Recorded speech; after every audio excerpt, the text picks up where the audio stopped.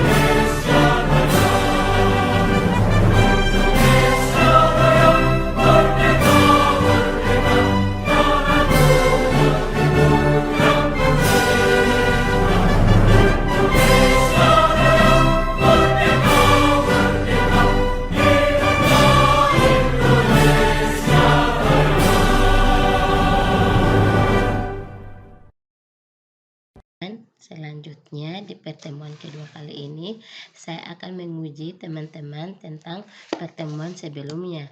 Di mana pertemuan sebelumnya yaitu materinya kita melihat karena cahaya, yaitu kita bisa mengenali sifat-sifat cahaya, di mana sifat-sifat cahaya garis besarnya yaitu terdiri dari 5. Yang pertama itu cahaya dapat merambat lurus, yang kedua yaitu cahaya dapat dipantulkan, yang ketiga yaitu cahaya bisa menembus benda bening, yang keempat yaitu cahaya bisa dibiaskan, dan yang kelima yaitu cahaya dapat diuraikan.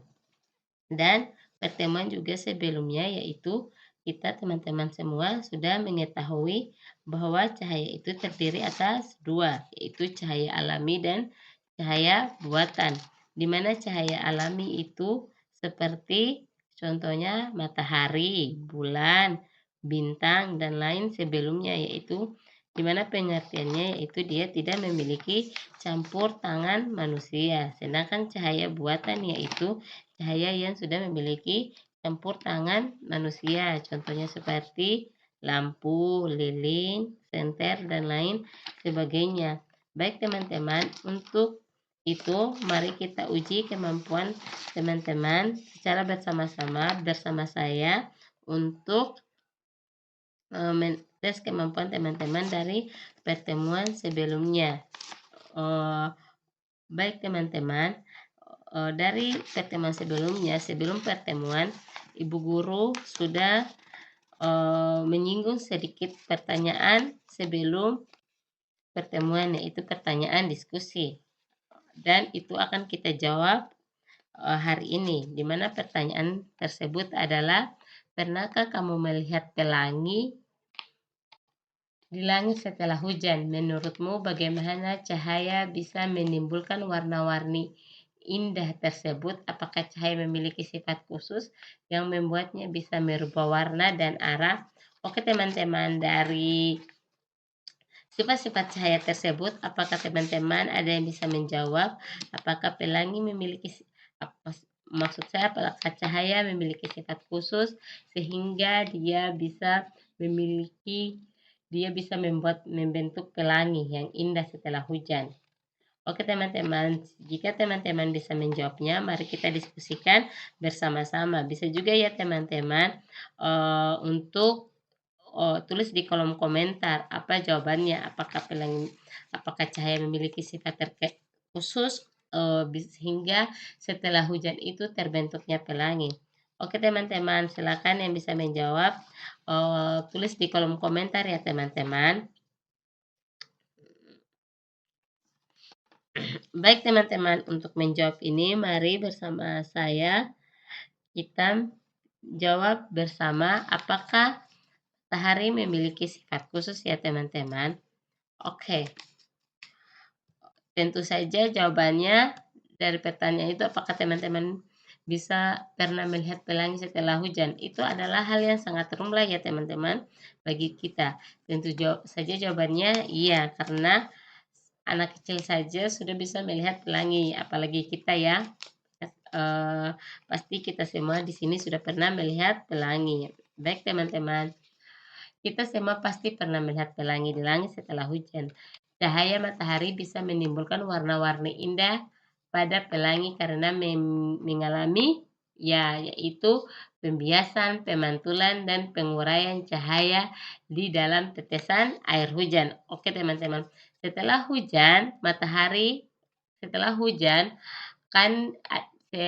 hujan di bumi ada genangan air. Dari genangan air tersebut matahari dia melakukan pembiasan, pemantulan, dan penguraian terhadap cahaya. Makanya bisa tersusun 7 warna indah yang kita lihat dengan kasat mata di langit, yaitu pelangi. Oke teman-teman, selanjutnya ya, karena pelangi tersebut memiliki sifat khusus, yaitu cahaya dapat dibiaskan dan cahaya dapat diuraikan. Jadi teman-teman, terbentuknya pelangi yaitu disebabkan 2 sifat khusus dari cahaya tersebut, yaitu cahaya dapat dibiaskan dan cahaya dapat diuraikan. Dari 5 sifat yang ada di cahaya, yaitu terbentuknya pelangi. Pelangi dibentuk oleh dua sifat khusus, yaitu cahaya dapat dibiaskan dan cahaya dapat diuraikan. Kan matahari itu berwarna putih dari kasat mata kita. Cahaya matahari sebenarnya itu berwarna-warni, bukan saja berwarna putih atau merah atau orange, tapi dia berwarna-warni yang terdiri dari warna merah, jingga, kuning, hijau, biru, nila, dan ungu. Jadi dari disitulah cahaya dapat dibiaskan atau dibelokkan dan diuraikan menjadi beberapa warna, yaitu warna merah, jingga, kuning, hijau, biru, dan ungu. Oke, baik teman-teman, selanjutnya dari penjelasannya yaitu sifat cahaya yang membuatnya bisa berubah warna dan arah, atau pembiasan atau biasa dikenal dengan refraksi dan dispersi atau penguraian cahaya. Kesimpulannya, pelangi terjadi karena cahaya matahari dibelokkan oleh tetesan air hujan menjadi warna-warna yang berbeda atau warna-warna yang indah, yaitu merah, jingga, ungu, hijau, nila, atau biasa disingkat mejiku hibiniun. Karena ada tetesan air hujan yang tergenang dan matahari. Oleh karena itu, matahari membiaskan cahaya dan menguraikannya menjadi warna-warna yang indah. Semoga teman-teman bisa memahami. Mungkin dulu kita berpikir, bagaimana ya matahari itu, kenapa setelah hujan ada matahari? Bahkan ada kata-kata, setelah hujan timbullah matahari. Dan kata-kata setelah badai maka timbullah warna-warni yang indah. Karena itu adalah proses pembiasan cahaya dan penguraian cahaya. Dari air tergenang, dia dibiaskan oleh cahaya matahari yang berbentuk menjadi 7 warna yang indah. Jadi teman-teman terjawab sudahlah di benak kita, kenapa sih setelah hujan itu matahari? Kalau tidak hujan kan tidak ada matahari, karena tidak ada pembiasan cahaya dan penguraian cahaya. Oke, baik teman-teman, selanjutnya kita masuk di soal pilihan ganda. Soal pilihan ganda itu yang kita bahas di sini ada beberapa nomor. Baik teman-teman, yang pertama adalah soalnya kita dapat melihat benda karena opsi nomor A yaitu benda mengeluarkan suara, B. Cahaya dipantulkan ke mata kita, C. Mata mengeluarkan cahaya, D. Benda memakan cahaya. Ayo teman-teman, menurut teman-teman, mana jawaban yang paling tepat antara opsi A, B, C, atau D? Silakan teman-teman ya. Kalau ada yang tahu, silakan komen di bawah kolom komentar. Komen saja A, B, C, atau D. Mari kita bahas. Benda mengeluarkan suara. Ya, bisa jadi. Tapi kalau benda mengeluarkan suara, itu kita mendengarkan indera pendengar, bukan indera penglihatan.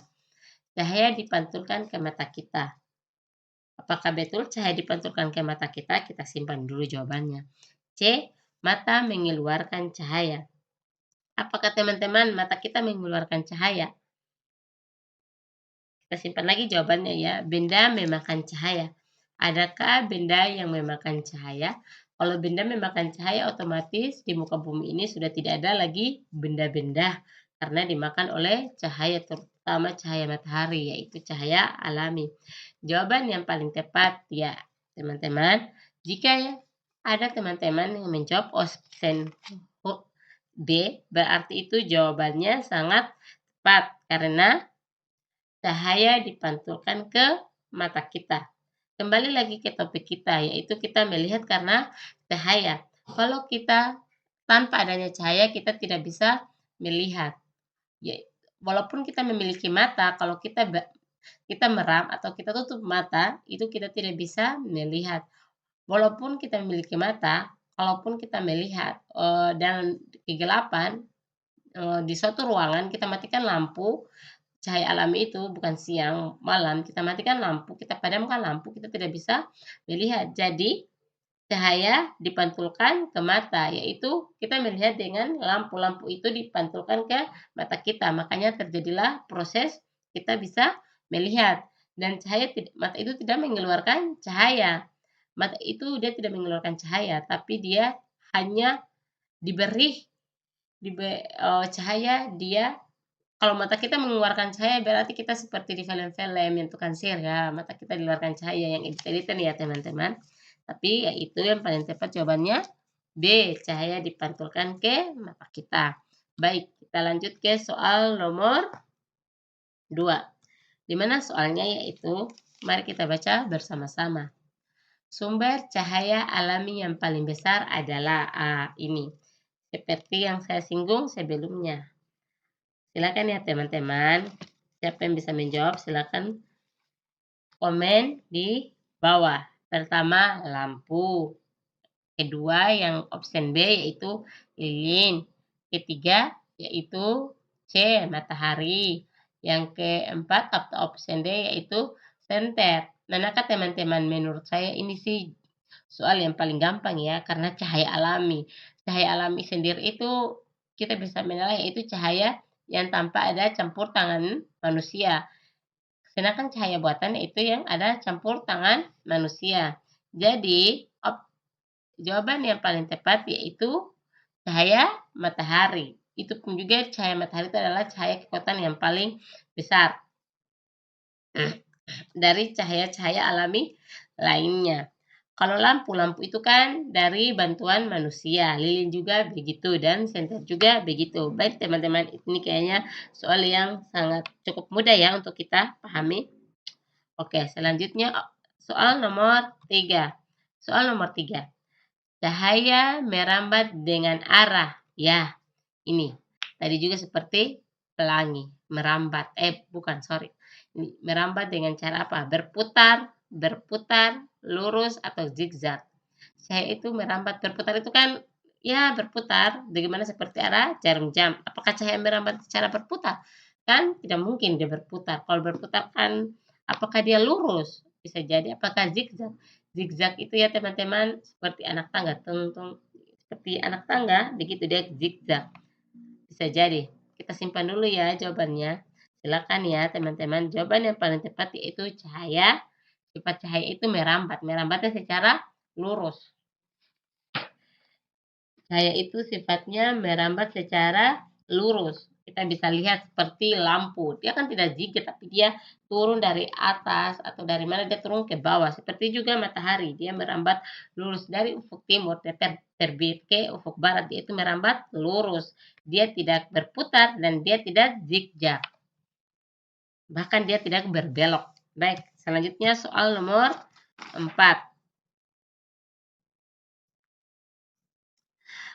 Ayo teman-teman, silakan dibaca ya. Kalau ada yang tahu jawabannya silakan di komen sebelum Ibu Guru masuk ke pembahasan berikutnya. Oke, kita baca bersama ya. Saat lampu di ruangan dimatikan, kita tidak bisa melihat benda. Hal ini terjadi karena saat lampu di ruangan, seperti tadi Ibu Guru yang sudah pernah juga singgung, kalau kita tutup mata bagaimana? Tidak ada suara. B, tidak ada cahaya yang dipantulkan ke mata kita. C, benda tidak memiliki warna. D, mata tidak berfungsi. Baik teman-teman, silakan ya jawab di kolom komentar apa jawaban yang paling tepat. Oke, kayaknya ini cukup juga mudah ya, karena tadi juga di soal nomor 2 sudah juga Ibu Guru jelaskan, bahkan Ibu Guru singgung ya. Ya, jawaban yang paling tepat yaitu B. Tidak ada cahaya yang dipantulkan ke mata. Saat itu seperti yang tadi Ibu Guru singgung kan, saat lampu di ruangan dimatikan, kita tidak bisa melihat benda. Hal ini terjadi karena tidak adanya pemantulan cahaya ke mata kita. Kalau option A ya sudah tentu salah karena tidak ada udara. Tidak ada udara itu kita tidak bisa bernafas ya, bukan tidak bisa melihat. Yang bagian B pun juga benda tidak memiliki warna ya. Benda di sekeliling kita itu memiliki warna, cuman karena tidak ada cahaya yang dipantulkan ke mata kita, mata tidak berfungsi. Mata itu teman-teman dia berfungsi, mata itu berfungsi. Yang mata tidak berfungsi itu orang buta, walaupun ada cahaya dia tetap tidak melihat karena ada beberapa beberapa gangguan yang di matanya, mungkin itu retina matanya, entah itu pupil matanya, intinya ada beberapa gangguan yang ada di organ matanya, organ inti matanya, jadi dia tidak bisa melihat. Karena memang kalau orang yang bisa melihat itu matanya berfungsi, itu disebabkan juga oleh cahaya. Walaupun matanya kita berfungsi, kalau tidak ada cahaya, kita tidak akan bisa melihat dengan baik dan benar. Oke teman-teman, kita masuk ke soal nomor 5. Ya, soal nomor 5 yaitu bayangan terbentuk karena, ya itu. A. Cahaya diserap benda. B. Cahaya menembus benda. C. Cahaya terhalang oleh benda tidak tembus cahaya. D. Cahaya dihasilkan benda. Menurut teman-teman, mana jawaban yang paling tepat? Silakan komen di kolom komentar. Komennya ya bisa A, bisa B, bisa C, bisa D. Supaya kenapa saya suruh teman-teman untuk tulis di kolom komentar supaya ibu guru bisa mengukur kemampuan teman-teman materi-materi yang ibu guru sudah kasih sampai di mana sih kemampuan teman-teman mengenai materi sebelumnya. Makanya ibu guru itu suruh teman-teman untuk menjawab di kolom komentar. Jangan lupa juga ya teman-teman subscribe dan like video ini supaya kita bisa mengulang-mengulang lagi menonton, subscribe YouTube-nya ya teman-teman. Dan jangan lupa juga ibu guru ingatkan cara untuk kita mengabsen, yaitu dengan tulis di kolom komentar nama lengkap teman-teman. Baik, sudah tahu jawabannya apa? Cahaya diserap benda, bayangan terbentuk karena apa? Cahaya menembus benda, cahaya terhalang oleh benda yang tidak tembus cahaya. Cahaya terhalang oleh benda tidak tembus cahaya atau cahaya dihasilkan benda. Tentu saja jawabannya yaitu option C atau cicak. Cahaya terhalang oleh benda tidak tembus cahaya. Ya, itulah option yang paling tepat. Teman-teman bisa diskusi kenapa jawaban A itu tidak betul. Kalau ada yang tahu silakan komen. Jawaban B juga kenapa tidak betul dan D silakan komen ya. Oke ya, sini saya akan jelaskan kenapa jawaban option A, cahaya diserap benda. Kalau cahaya diserap benda, maka otomatis cahaya itu akan sirna, akan habis, akan punah. Tidak akan ada lagi cahaya, tapi cahaya itu tidak diserap oleh benda, melainkan cahaya itu terhalang oleh benda. Bayangan itu kan seperti badan kita atau pohon atau rumah lah, rumah-rumah yang besar. Kalau ada cahaya matahari, misalnya matahari itu dari ujung timur, dan pasti di bagian barat itu dia akan teduh karena dia terhalang oleh suatu bangunan atau gedung atau rumah. Makanya di bagian barat itu dia akan terhalang. Terhalang. Itu juga bisa salah satu sifat cahaya. Yaitu dia bisa merambat lurus tapi dia tidak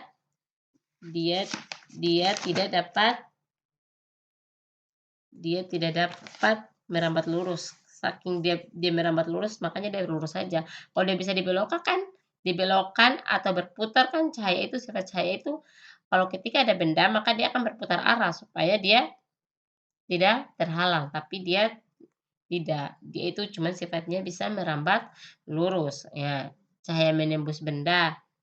Ya, cahaya yang bisa menembus benda yaitu salah satunya, tapi dia hanya benda, itu juga salah satu sifat cahaya, tapi dia itu hanya benda bening.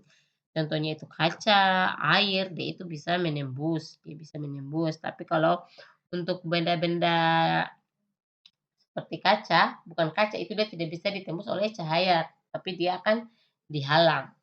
Cahaya dihasilkan benda. Ya, ini lebih tidak masuk akal ya teman-teman. Cahaya itu dihasilkan benda. Ya, memang ada beberapa benda yang menghasilkan cahaya. Contohnya seperti lampu, lilin. Tapi kan itu dia melalui proses pembuatan, tapi bukan dihasilkan. Dia menghasilkan cahaya, tapi itu melalui proses pembuatan. Baik teman-teman, selanjutnya kita masuk ke nomor 6. Ya nomor 6. Contoh benda yang tidak dapat ditembus cahaya adalah, ya ini tadi sudah juga saya singgung. Benda yang tidak bisa ditembus oleh benda itu benda apa saja, dan benda yang bisa ditembus oleh cahaya itu benda apa saja. Opsinya A yang pertama yaitu kaca bening, B yaitu air, C yaitu kertas minyak, D yaitu kayu. Menurut teman-teman, mana jawaban yang paling tepat? Silakan ya teman-teman, klik di kolom komentar ya, apa jawaban yang paling tepat. Tapi kayaknya menurut Ibu Guru, ini cukup mudah ya untuk kita. Karena tadi soal sebelumnya yang nomor 5 itu, Ibu Guru sudah singgung. Cahaya yang bisa menembus benda dan cahaya yang tidak bisa benda yang tidak bisa ditembus oleh cahaya. Ya, tentu saja jawabannya paling tepat yaitu D, kayu. Kenapa bukan kaca bening ya, seperti yang salah satu sifat cahaya itu cahaya bisa menembus benda bening. Karena kaca itu dia bening, makanya kita bisa bercermin. Dan air juga itu benda bening. Dan dengan air itu bisa terbentuknya pelangi kalau hujan. Makanya dia dapat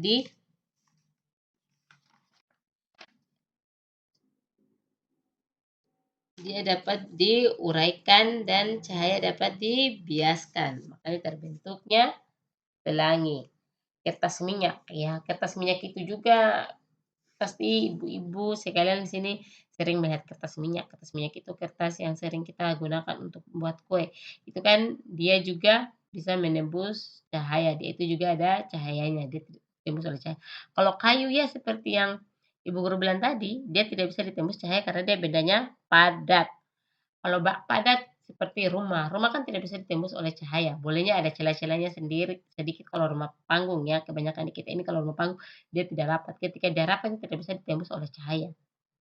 Baik teman-teman, semoga sampai di sini pemahaman teman-teman dia makin bertambah ya teman-teman. Selanjutnya teman-teman, itu soal nomor 7. Ketika kita melihat wajah di cermin, itu terjadi karena cahaya apa teman-teman? Tadi juga Ibu Guru sudah menyinggung tentang cermin, yaitu sifat cahaya yang bisa menembus benda bening atau kaca ya. Option A, diserap oleh cermin. B, dipantulkan oleh cermin ke mata kita. Dihasilkan oleh mata. D, hilang di permukaan cermin. Menurut teman-teman, mana jawaban yang paling tepat? Untuk soal nomor 7.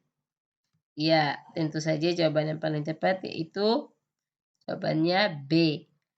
Tidak mungkin ya teman-teman, kita bahas satu-satu dari option A, diserap oleh cermin. Kalau wajahnya kita diserap oleh cermin kan kita tidak memiliki lagi wajah kalau diserap. Kan hilang ini wajah. Kan tidak mungkin, alias tidak masuk akal ya. Dipantulkan, ya jawaban yang paling tepat yaitu B, dipantulkan oleh cermin ke mata kita. Kan karena salah satu tadi, sifat cahaya yaitu dia bisa menembus benda bening. Karena cahaya bisa menembus benda bening ketika terang, makanya kita bisa bercermin. Dari cermin tersebut, cahayanya dipantulkan ke mata kita agar kita bisa melihat diri kita sendiri. Begitu ya teman-teman. Dihasilkan oleh mata, cahaya kan tidak dihasilkan oleh mata. Hilang di permukaan cermin. Ya, tidak juga ya teman-teman. Itu yang lebih-lebih tidak masuk akal kalau kita menghilang di permukaan cermin. Oke teman-teman, kita lanjut ke soal nomor 8. Soal nomor 8 yaitu kita malam hari, kita menyalakan lampu agar ketika malam hari kita menyalakan lampu agar apa? A. Suhu ruangan hangat. B. Ada cahaya yang memantul ke mata kita sehingga benda terlihat. D. Benda menjadi berwarna. D. Cahaya tidak memantul. Ya, menurut teman-teman jawabannya apa? Ketika malam itu kita menyalakan lampu untuk apa? Apakah A, B, C, atau D? Silakan yang teman-teman tulis jawaban teman-teman di bawah kolom komentar. Nah, baik teman-teman, jawaban yang paling tepat yaitu option B, yaitu ada cahaya yang dipantulkan ke mata kita sehingga benda terlihat. Karena fungsi kita menyalakan lampu di malam hari yaitu ada cahaya yang dipantulkan ke mata kita sehingga kita dapat melihat benda-benda.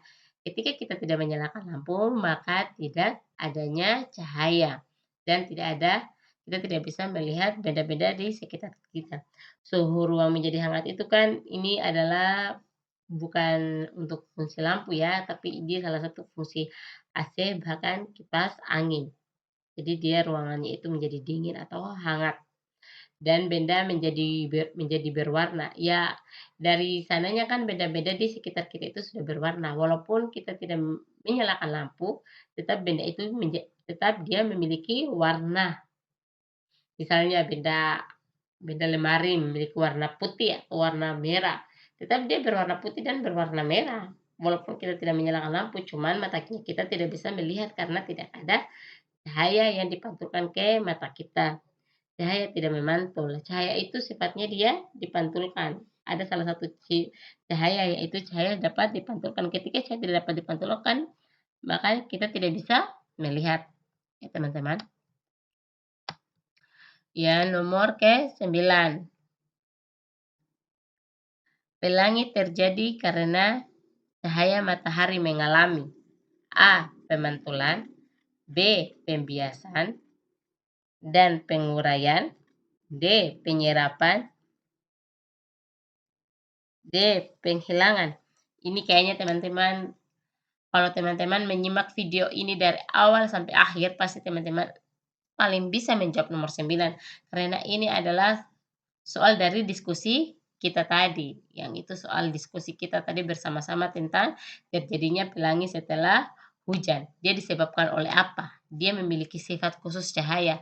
Karena apa? Apakah sifat cahaya karena pemantulan, apalah penyerapan, atau penghilangan. Tapi kan di sifat cahaya itu yang masuk itu cuman option A dan B, yaitu pemantulan, pembiasan, dan penguraian.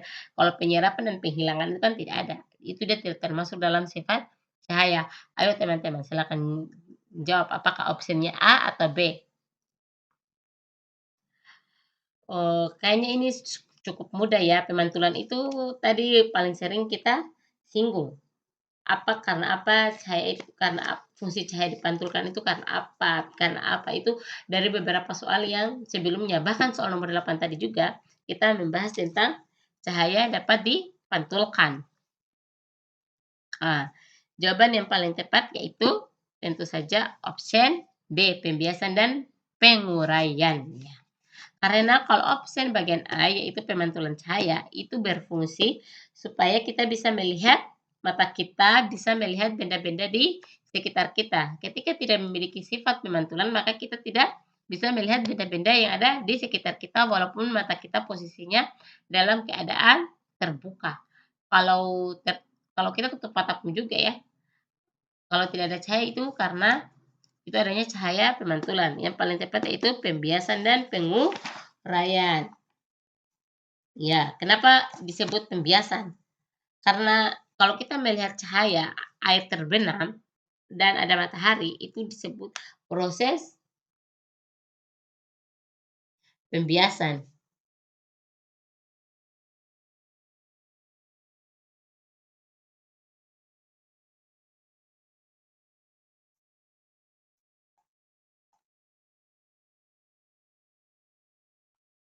Begitu ya teman-teman. Makanya cahaya itu dia bisa dibiaskan dan cahaya itu dapat diuraikan atau dari warna pelangi, dari warna matahari, Cahaya putih dia bisa diuraikan dalam membentuk beberapa warna, yaitu merah, jingga, kuning, hijau, biru, nila, dan ungu, atau disebut Magiku Hibinium, 7 warna yang indah. Kalau cahaya dapat pembiasan itu karena dari matahari, misalnya tergenang air. Kan kalau setelah hujan itu banyak air yang tergenang. Salah satunya kalau di jalan-jalan itu kalau jalannya kurang rata, kan ada air tergenang. Dari air tergenang tersebut, dia dibiaskan oleh matahari dan diuraikan. Setelah dibiaskan, matahari membiaskan, makanya diuraikan menjadi 7 warna. Begitu ya teman-teman. Dan ini soal yang terakhir dari pilihan ganda, yaitu benda yang dapat dipantulkan cahaya disebut, benda yang dapat dipantulkan oleh cahaya disebut apa ya teman-teman? Apakah itu benda bening? Apakah itu benda buram? Apakah itu benda gelap? Apakah itu benda mengkilap? Oke teman-teman, yaitu itu dipantulkan itu adalah merupakan salah satu juga sifat cahaya. Yang kita ketahui yaitu sifat cahaya ada 5. Pertama, merambat lurus, dapat dipantulkan, menembus benda bening, dibiaskan, dan diuraikan. Jadi, benda yang dapat dipantulkan cahaya disebut apa? Opsinya A yaitu benda bening, B benda buram, C benda gelap, D benda mengkilat. Menurut teman-teman, apakah yang paling tepat untuk nomor 10 atau soal terakhir pilihan gandanya kita? Silakan teman-teman ya dijawab di bawah kolom komentar apa yang paling tepat. Jawaban yang paling tepat yaitu cahaya benda mengkilap. Kalau benda bening kan itu tidak bisa dipantulkan. Benda bening itu contohnya seperti apa teman-teman? Ya seperti toples, ya toples atau tupperware. Itu dia benda bening, dia tidak bisa memantulkan cahaya. Kalau benda buram itu yang berwarna gelap-gelap ya. Kalau benda buram itu yang tidak kasat mata. Kalau benda gelap, ya gelap, dia itu hitam, berwarna hitam, gelap. Itu tidak bisa pantulkan. Oke, baik teman-teman. Ibu guru akan melihat di kolom komentar siapakah jawabannya yang benar, siapakah jawabannya yang kurang tepat. Nanti kita itu salah satu supaya adanya latihan begini bukannya supaya kita menambah wawasannya kita ya. Untuk teman-teman mengenai materi cahaya, kita melihat karena cahaya.